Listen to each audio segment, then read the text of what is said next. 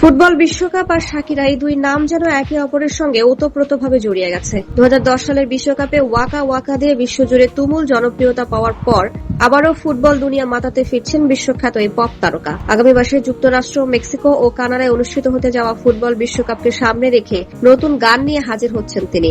Die die শিরোনামের এই গানে শাকিরার সঙ্গে কণ্ঠ দিয়েছেন নাইজেরিয়ান আফ্রোবিটস তারকা বুর্না বয়।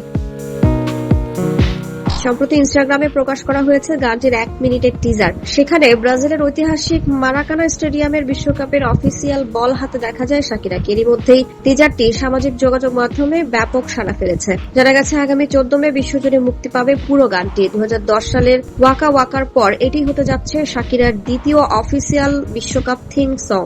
এর আগে 2014 সালের ব্রাজিল বিশ্বকাপেও লা লা লা লা গেয়ে দর্শকদের মাতিয়েছিলেন তিনি। এমনকি 2006 সালের জার্মানি বিশ্বকাপে সমাপনী অনুষ্ঠানেও পরিবেশন করেছিলেন তার জনপ্রিয় গান হিপস ডোন্ট লাই।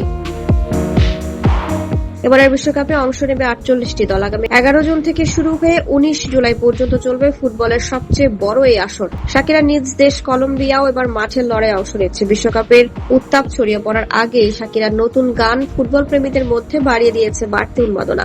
এখন দেখার বিষয় ওয়াকা ওয়াকার মতো এবারও তার নতুন গান বিশ্বকাপের মঞ্চ কাঁপাতে পারে কিনা।